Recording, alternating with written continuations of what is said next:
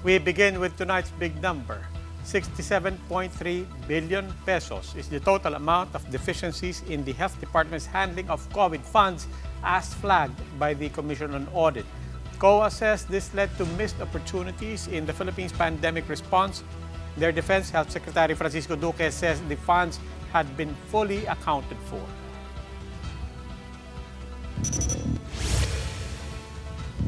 Good evening, I'm Robbie Alampa. You're watching The Big Story. Let's continue to dissect that COA report on the DOH deficiencies.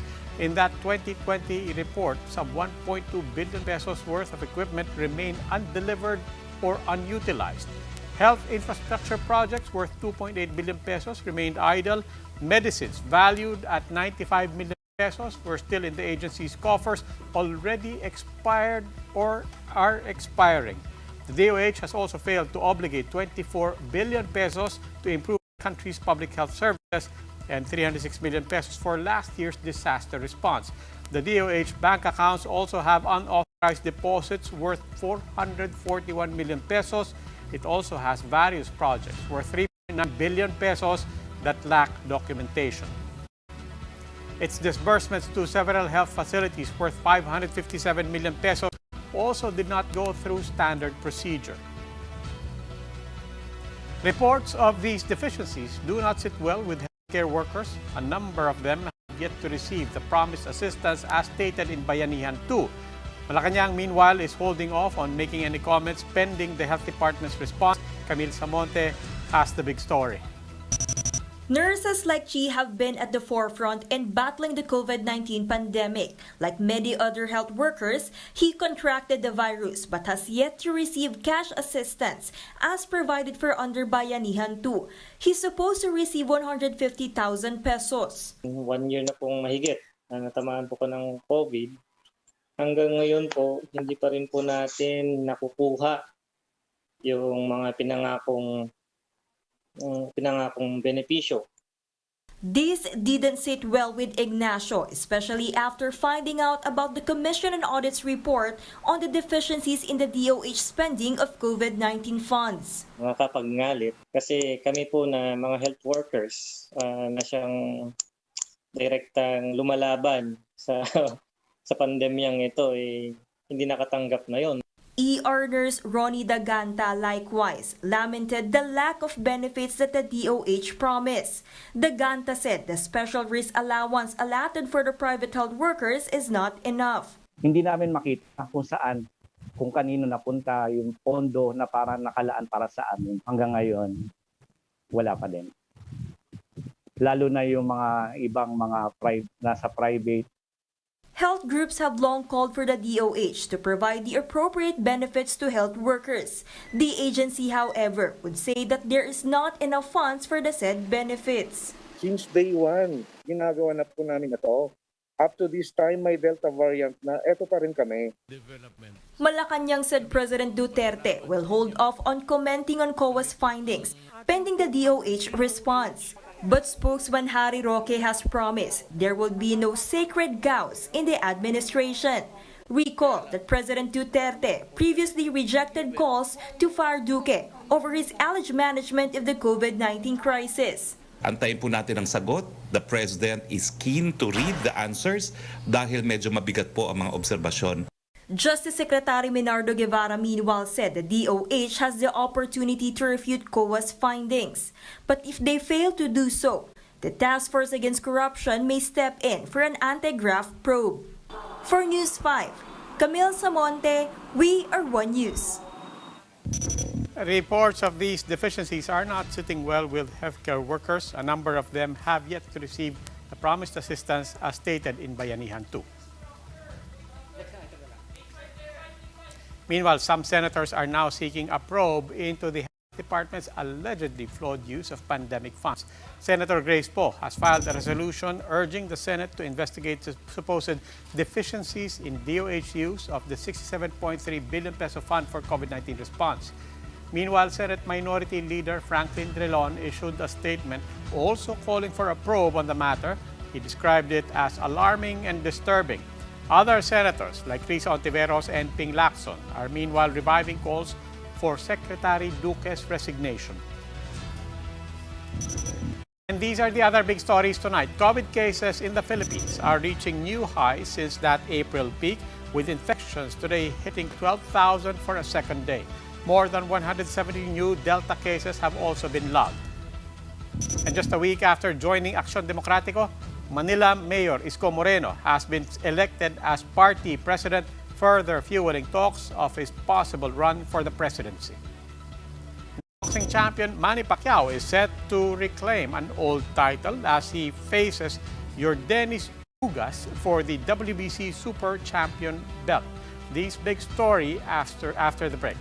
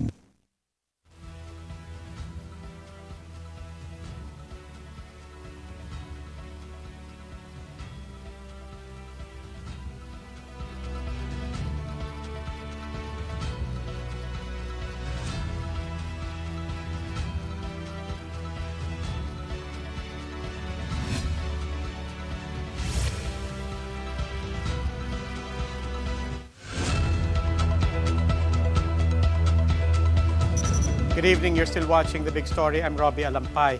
Pediatric experts are warning that COVID-19 infections among children are being underreported as many of the kids do not manifest symptoms.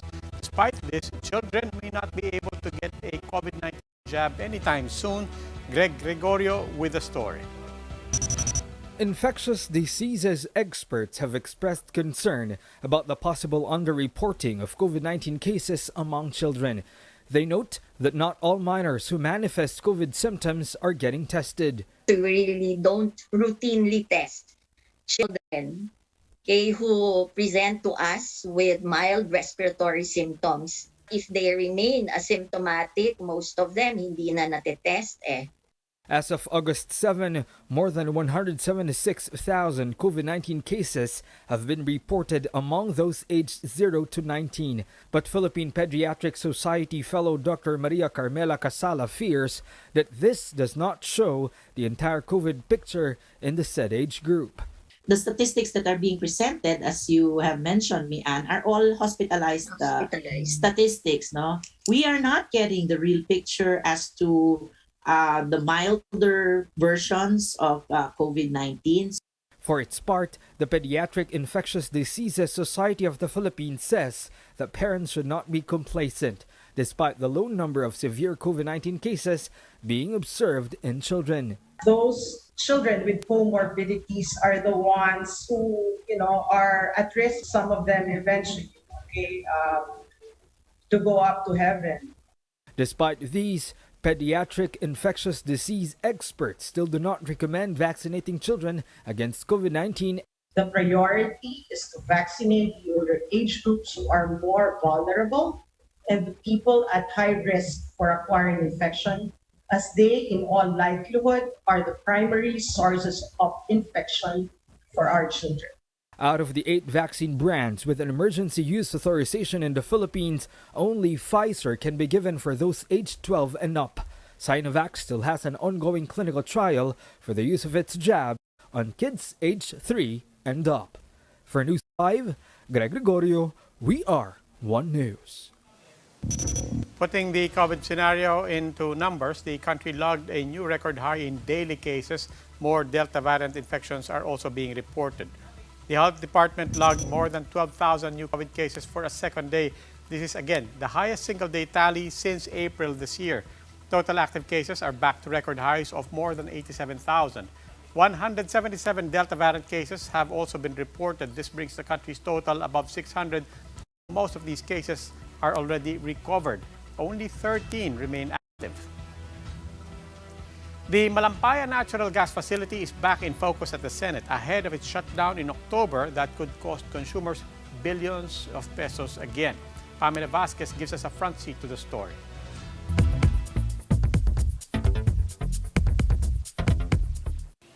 Senator Sherwin Gatchalian is calling for new bids for the Malampaya Natural Gas Project in Palawan.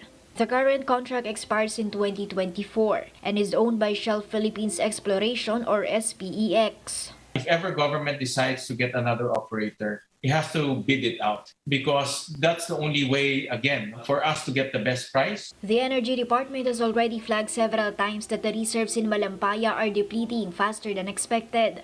By their projections, output could decline to below 2,000 megawatts in 2 years' time.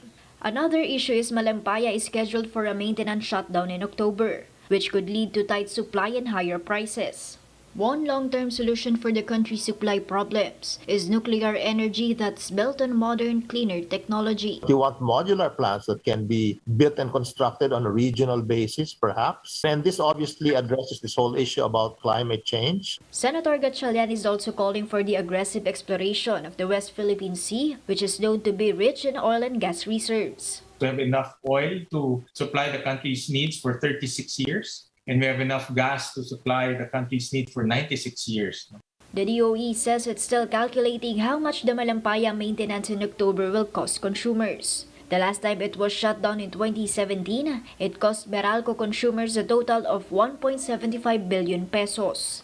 I'm Pamela Vasquez and we are One News.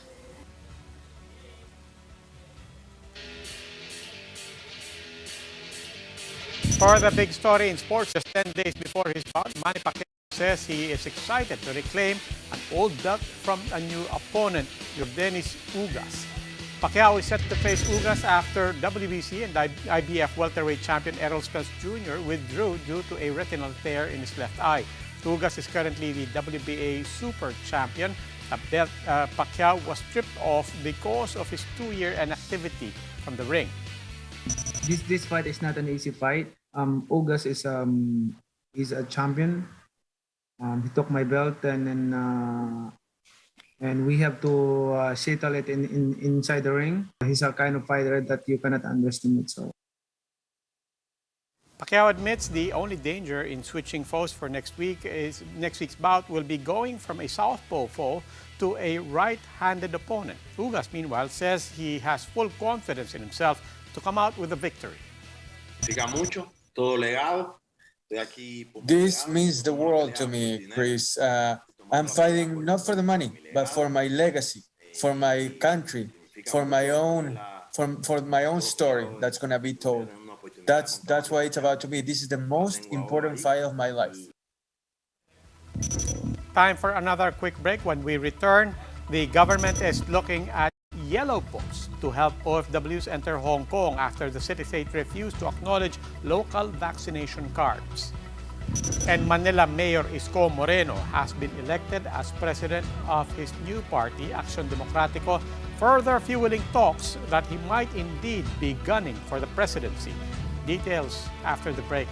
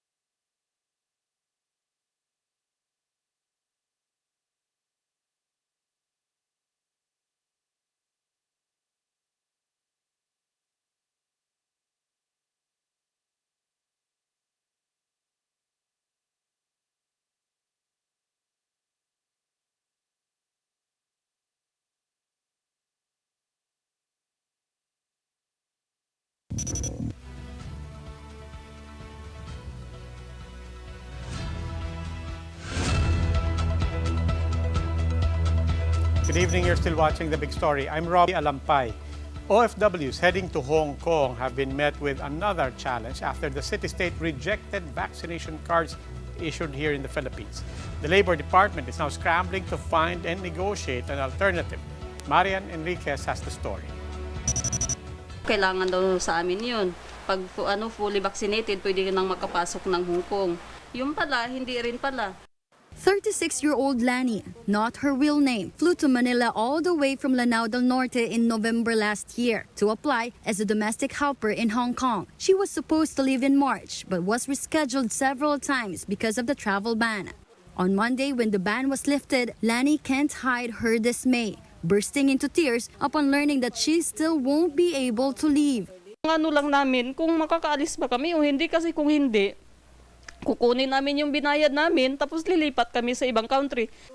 Lani is among the 3,000 OFWs set to leave for Hong Kong. But the Hong Kong government is refusing to recognize vaccination certificates issued by Philippine LGUs.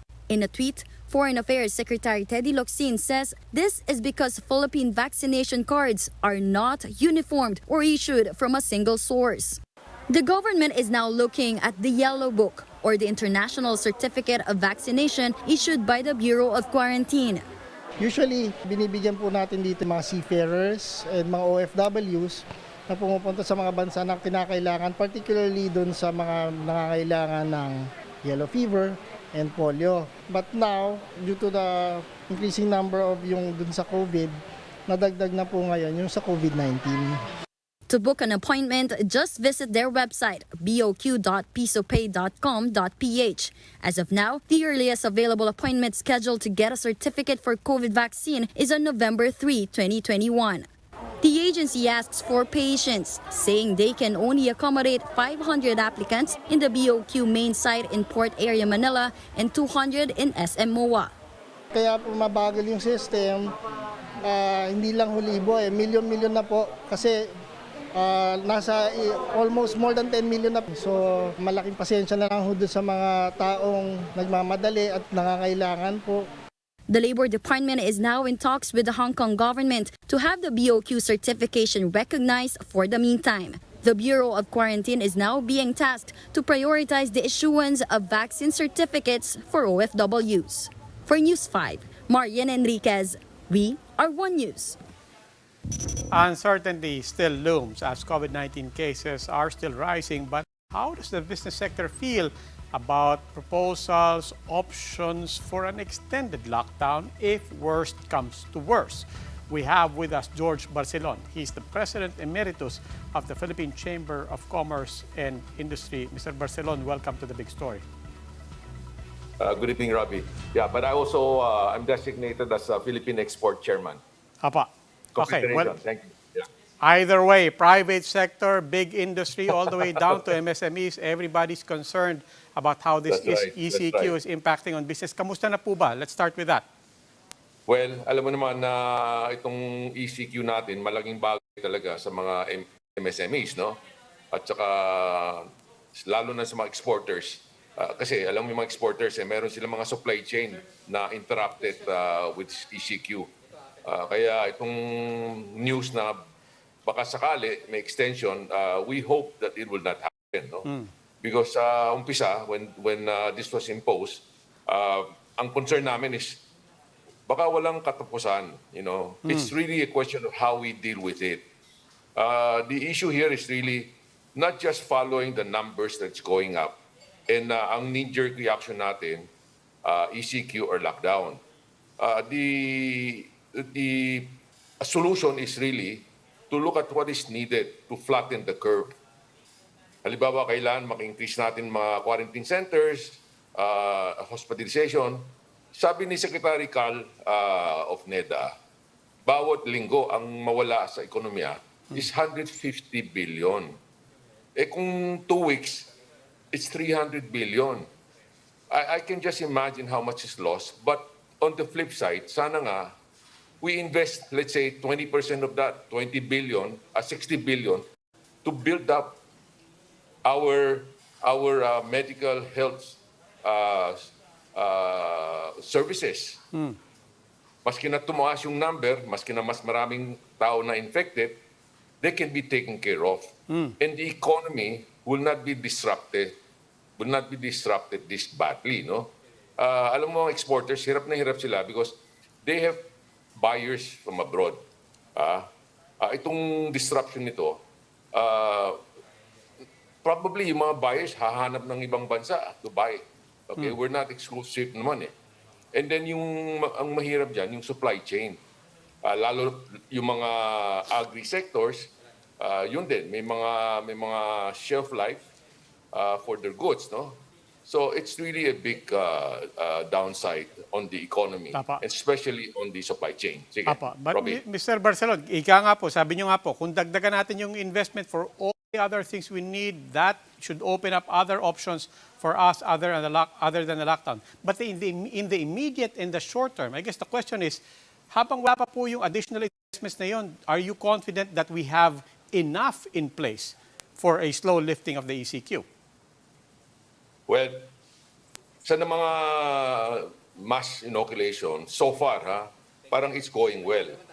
Pero kulang pa rin yung bakuna, no? For really to get a population protection. But I still look forward na yung collaboration with the MMDA for granularity, no? Ibig sabihin, may mga lugar naman na pwedeng iba naman MECQ or GCQ, at least naman yung hanap buhay tuloy pa rin. Because if it's we cannot have one size fit all, no? Alam ko yung number umaangat na we're going like 12,000. Okay? But if we just base on the number and you look at it from the NCR, we have to be selective. Ano mga areas na pwede, no?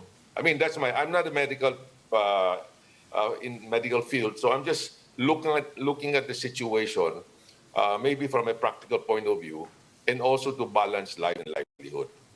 And I understand we will continue to discuss this with PCCI in the Chiefs immediately after the big story. In the meantime, maraming salamat po. That was PCCI President Emeritus George Barcelon, who is also representing the Philippine Exporters Association.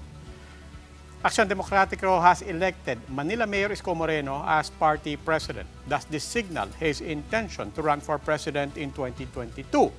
Romel Lopez with the story.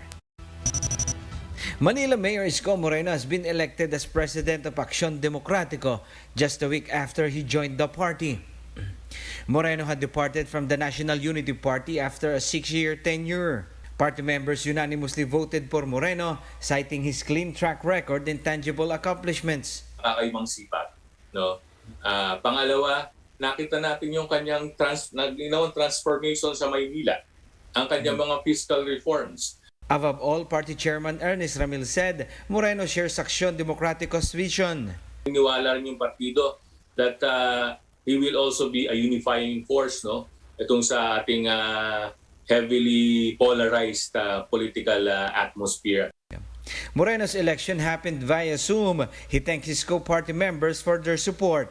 His transfer has fueled speculations that he'll be running for higher office in the 2022 polls. But Ramil was quick to clarify that Yorme has not made any official announcement just yet. Ramil also defended Moreno after President Rodrigo Duterte's indirect jabs to Moreno. Yung isa sa mga naglalabas ng mga ganyang propaganda o yung mga grupo na naglalabas ng ganyang propaganda, hindi rin nila pulaan yung kasama rin nila na mahilig maglabas din ng fake news at kung ano-anong propaganda. In fact, political analyst Dindo Manhi told 1PH wag po that this kind of attacks from a popular leader may backfire. This was brewing at the social media level the past month at pag-angat ng ilang pangalan na posibleng maging kandidato laban sa anak ng ating Pangulo, ibang level ng pagbatikos. Ang kakaiba lang dito ang binabatikos mo popular din. So baka it might backfire or with this sunod-sunod na pagbatikos, ang worry ko kung ako sa kanila, baka nade-develop yung Teflon. For News 5, Romel Lopez, we are One News. And are you looking for your own match this pandemic? In Germany, all it takes is a swipe right to get a new fur baby. An animal shelter in Munich is trying on a new approach to find homes for abandoned pets by posting their profiles on Tinder. The shelter had professional photos of 15 homeless cats and dogs posted on the dating app in hopes of finding them a new owner. Demand for pets have seen a rapid rise this pandemic, with physical interaction suspended and lockdowns imposed. And that wraps up today's big story. Catch us again tomorrow at 8 p.m. on Signal Channels 8 and 250. Please like our Facebook page, One News. For more in-depth analysis, visit our webpage, onenews.ph. Mask on, wash hands, and stay safe, Philippines. On behalf of Gretchen Ho, ako po si Robbie Alampay. We are One News. Good evening.